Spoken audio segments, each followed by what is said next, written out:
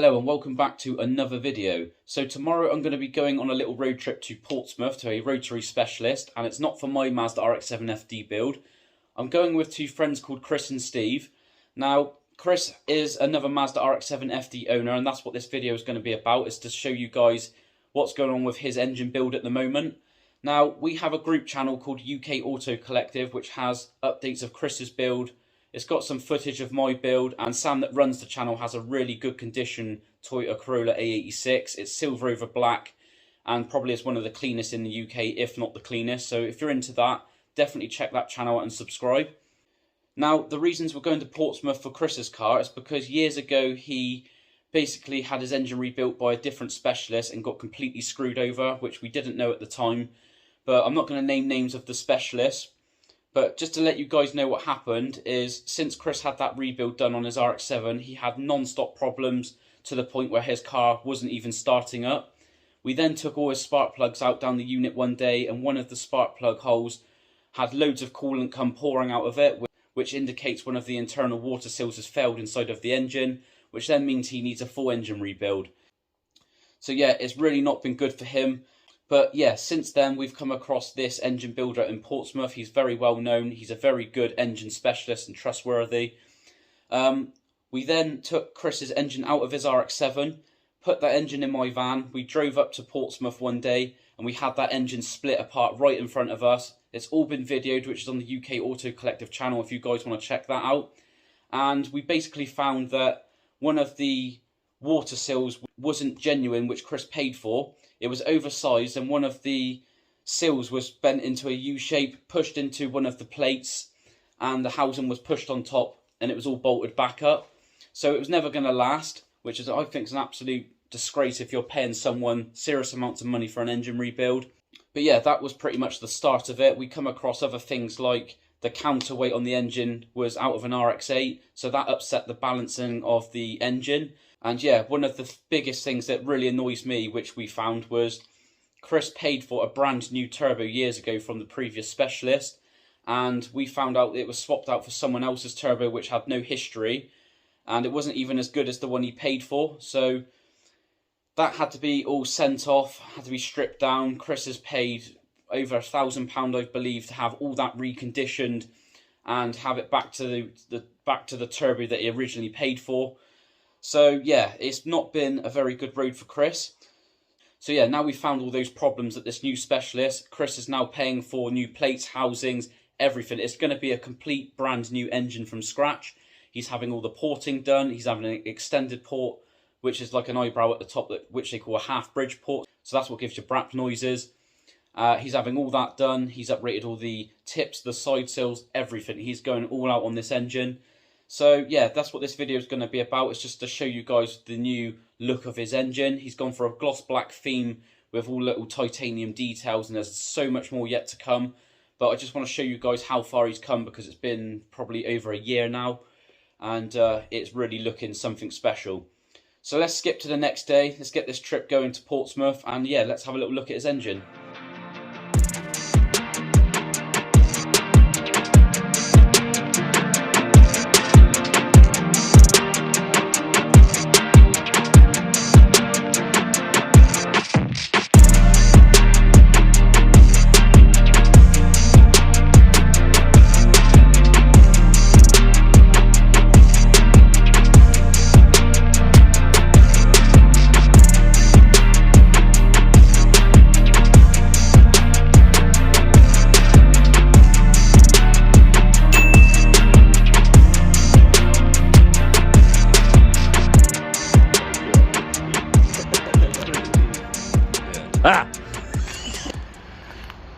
So we've just arrived at REWORX, as you can see, and we are greeted by a cat.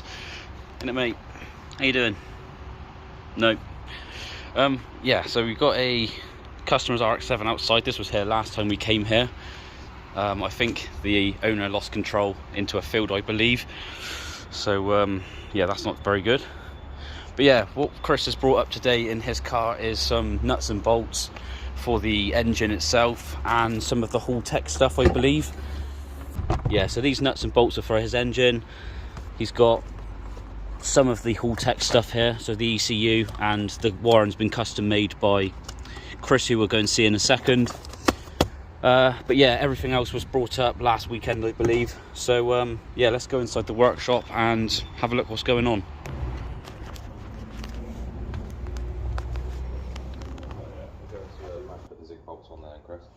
Well, I managed to fit some of them.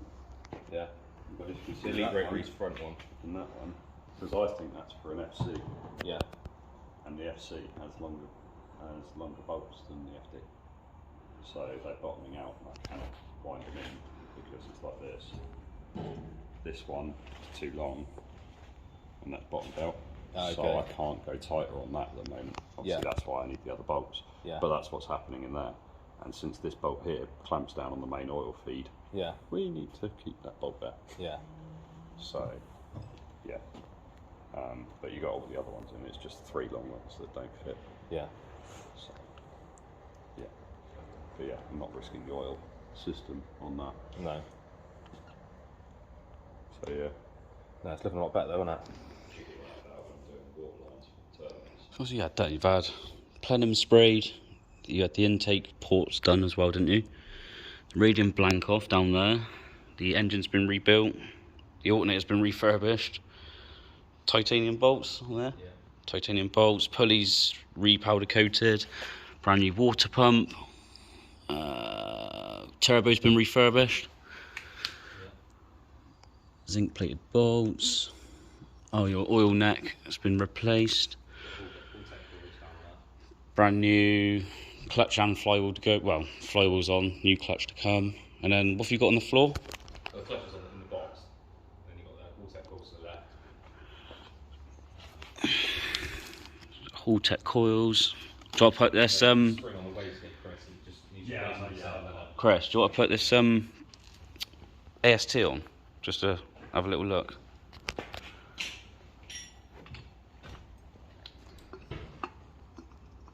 Fucking that goes well with the black, doesn't it, to be fair? Yeah. That's why I wanted everything black apart from these two. That looks smart. Looks really nice. Oh yeah, you've got your turbo blanket as well to go on as well at some point. Yeah. And then we've got the radium stuff. So that's going to be secondary rail and the custom lines, which is in this box over here. So custom fuel lines.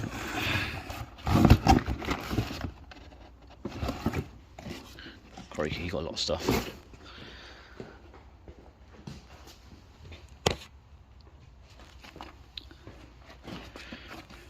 Funk Motorsport turbo blanket, HPS coolant hoses. Yeah, it looks better than that, I think. The black. So that's the HALTECH coils, is it? I don't think it looks bad with the red. So a difference here between the red and the black HT leads.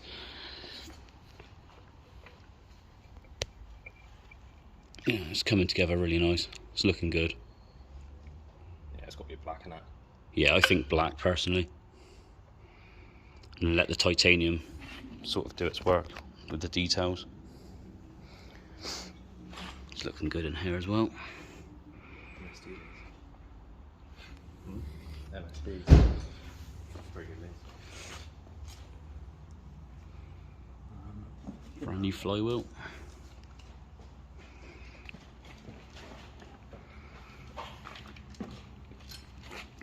Oh yeah, you've had all your manifold.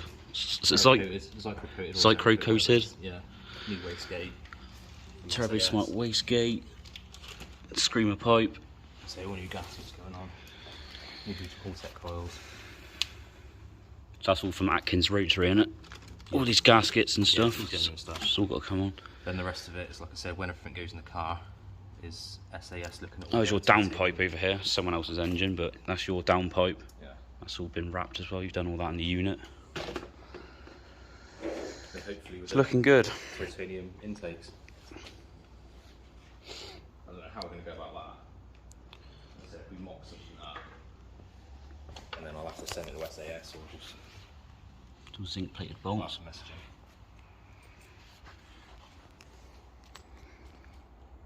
With his nippers.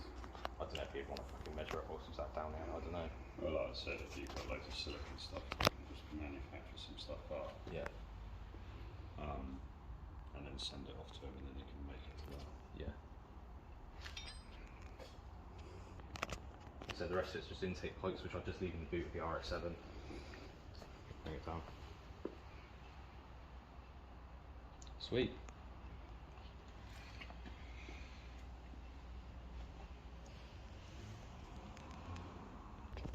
Yeah. 15-20 mil. So what's next then? Your car pretty much ready to come down? Once every, yeah, once a Next month. Well, I need to take the engine loom out of the car. yeah. And then put the turbo fittings in a jiffy bag, and I'll send that to Chris. So he wants to look at the plugs and stuff on it. It's basically getting this engine ready to drop in. Yeah. For the car, and it's basically getting the car ready at my unit for the engine to drop in. Right. So all I want is just the car to come in, Chris can just pop it straight in, so it's ready. And then the rest of it would literally just be like fittings and stuff, like the oil coolers and stuff. I'd say hang fire on the M8 bolts, and I'll just use what I've got here. Yeah. Because there's multiple different sizes that you need. So I think if I can't. I mean, I can order a kit like that in an M8. Yeah. Problem is, there's going to be so many that are the wrong sort of size. So it's probably easier if I use what I've got here. Let's have a little look over here. If I use what I've got here. So you think, is it just, that's just one there, isn't it? Nice single turbo. One there, and then one there. Borg Walnut. Well, that's an M8 bolt, but that's a special bolt. I think. Because that holds the bracket that holds this in. Okay, did I have that in any of those little jiffy? I haven't got the bolt, but I've got the bracket. Because this is the bracket. Yeah. So that's a long bolt. No. I didn't see it. You had the alternator bolt, but you didn't. That's have- not really what it is then, correct? So yeah, I'll have to find it. Yeah, that's the ones that were front cover. Okay. So I think the best way to do it is for me to bolt it together, and if I can't use a zinc plated one, then I bolt it down with a standard one, and then you can change it if you can see it. Yeah. If you can't see it, there's no point in changing it. Yeah. Because that way you'll have the specific length of the bolt that's required. Yeah. Whereas otherwise I can say you need roughly this. Hello. Alright, what's happening here then? Loads of random stuff. Haven't seen you for a while, I'm just wondering if you're okay, mate. Yeah, I'll pop round to see you. We know the feeling. So, There's still quite a lot to go on here, to be fair, isn't there? Like, Yeah. so you've got your brand new water pump put on there, but you've got like the pulley to go on there. Once all your titanium stuff starts going on there as well, Yeah. it's going to really look nice. Where is the pulley? The water pump pulley? mate, don't forget where we Does that are. have the titanium bolts on it as well? Is it in the radium box at all? No, we don't. We've still got a couple around there. You come round when you're ready. I don't want to put it on because I've got to do these bolts, and I can't do these bolts until Yeah. I've done it. Yeah, because this one goes with that. That's it. Yeah. Because that's the special one. And you But want then that one? I need a bolt that goes there, but that's a special length. So that's why I say if I bolt everything up, and then when you get it back, you can pull each bolt out And then measure it and and then order measure it and order it. Yeah. Because otherwise, I'm going Some to spend titanium bolts a on the day water pump pulley. Yeah. measuring up, telling you what size you need, Yeah. and then at the end of that, I'm realistically going to have to charge you for a day's labour. Yeah. So, whereas if you can see the bolts, then you can pull them It gives you out. something to do in the winter time anyway. Yeah, you'll be able to see them, pull them out, then you can measure them. Yeah. But if you can't see them, there's And no that'd be point alright changing. taking one out, it won't leak from that, right? It might leak a little bit, but once you put the bolt back in, it will reseal it. Okay. So take the bolt So out. we'll put like an measure airlock in the system or anything like that. it. Take the bolt out, measure it, put it back in, then the new one turns up. Yeah. Swap it over. Yeah, do that. Concentrate on the details last, can't you? Like I said, it's a winter job, isn't it? Yeah, It that's is, what yeah. I mean. It's like it's a lot easier if you do that. I'll do as much as I can where I can, but otherwise you're going to end up with a box full of bolts that you're never going to use again because you've had to buy a certain number of boxes to do that. Because I mean, I'll probably run out of these bolts. Yeah. But I'll be as sparing as I can. So that's what I ran out of last time, the shortest M6. Yeah. So you can't actually buy a fucking tray of M6. Yeah. So I'll be as sparing as I can with them.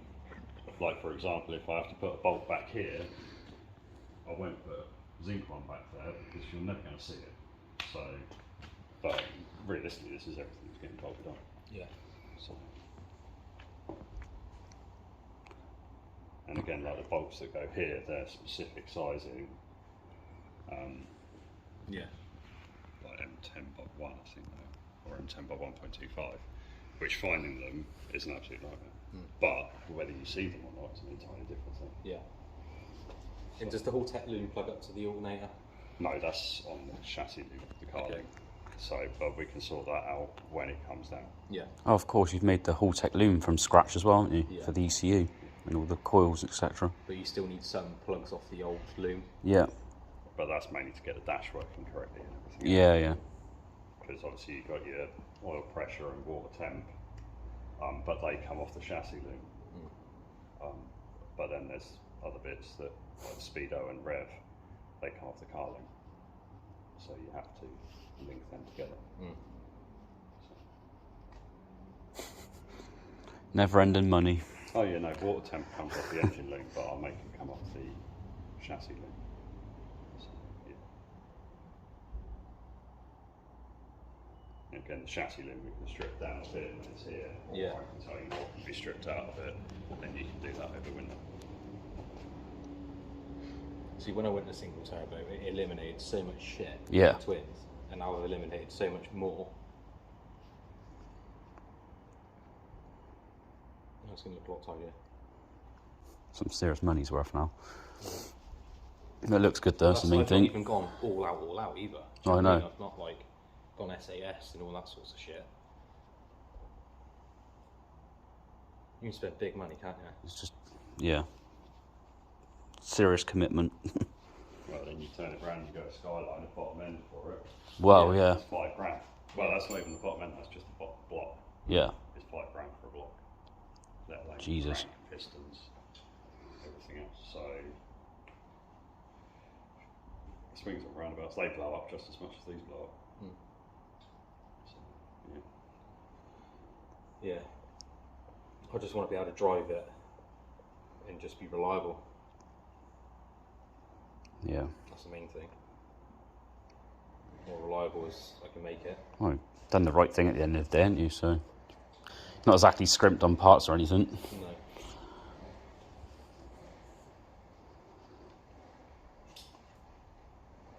Of course, that's been just over a year now, hasn't it? Just to get to this stage. It's Yeah. how I don't know long. It's how long it takes just to. Yeah. Because it was struggling to start, wasn't it? And we ended up Well, that's going where the to issue 83. started. Yeah, it was struggling to start, and I just put it down to the map because it was running. It was smoky as fuck. And then we went to Avebury for a drink, and then we got back, and then I went to start it again, and it wouldn't start. So I took the plugs out to the fuel pump relay out, cranked it over, and then it started. And then we come back down the next day, and it would not fucking start at No. all, even if we done that. That's when you. process. And we took the plugs out. Yeah, 'cause we thought the Taken it plugs down, might be a bit cranked it, coked up. and the coolant was spitting out the plugs. Yeah, that's it. That's pretty much the start of this journey. Yeah. But in a Strip way, the I'm engine so down, glad- found all the horror stuff. Yeah, I'm glad Chris has done it, to be fair, so I know I've got a bit of confidence in the car now, you know. Yeah. But I've got a previous, when I bought the car, I got a previous receipt from you, for the engine. And I'm pretty sure when I had that engine, I think that was rebuilt by you, and that turnkey fucking went every fucking time I started it. And then it got into hands, and then that's when it fucking went tits. Struggling to start, he was like, it's your battery, it's your starter motor. You know, he just kept complaining on other stuff. Do it right once, you know what I mean? Do it Hopefully till it lasts once. forever. Yeah. Thing is, a lot of the time, no matter what it is, how you treat your stuff as well. It was like Do you know what I mean? service day when he was like, white, no, silver FD, a stock one. Yeah. And he'd done like 80,000 or 90,000 miles on it. Yeah. Never had a rebuild or something, 20 years. Surprised yours isn't going to fucking bang yet. Yours is a good engine. Still starts on the key, doesn't it? I haven't had that rebuilt since 2010. I don't know the guy's name because Keith's good mates with me. He had a red RX7. He used to build like rotary planes or something like that. Yeah. Just like that, it's dead. Can't remember his name. Is that the gold wheels? Red one gold wheels? Yeah, he was quite a tall chap, blonde hair, sort of. Yeah. Really nice chap. He died for... Bloody hell, I didn't know that. That's it.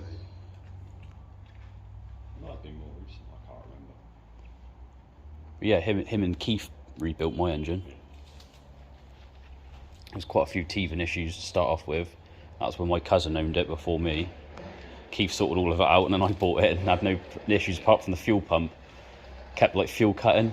Yeah. And then Keith changed that, and I've had no issues since apart from the ECU at one point. Yeah, because you had a Pexi, didn't you? And you had things like hunting. Yeah, that's why I had to rip it out. The car was hunting really bad. It was just literally eating through fuel. Yeah. And I think I spent about 20 quid every 2 days in it, just going up the road to work. And it turned out it was the ECU. We changed loads of other stuff in the engine first, but it was the ECU was packed up, so you ripped all that out. Yeah. So what are you going to do with the HALTECH ECU then, Chris? This one, just try and get it running on it. Yeah. And then he gets it mapped once he's run the engine in. There you go. Get it started, get it running. Yeah. Make sure everything works and then give it back to him. And that FC's a customer's car, is it? That white one? Yeah. Yeah, they're all customers' cars, aren't You going to rebuild the RX thing? they? No, that's already been rebuilt. Yeah. Yeah, it needed that, so. Mainly storage. Yeah, sure. So we Yeah, it has to back up. Yeah. Yeah. Back up with that. Okay.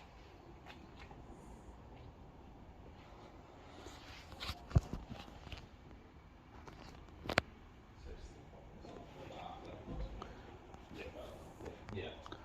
So we left Shitloads of places. yeah, so you might leave for a career for us to start. What we start over, Yeah, straight to the back. it's not ideal. You want to run it inside. Yeah.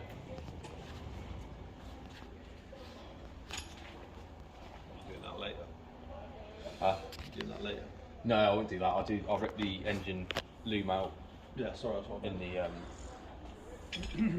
take it to work with me on Monday. I'll send it. I'll get it on paper. Huh? Get it on paper. Yeah. That's what I do. FedEx.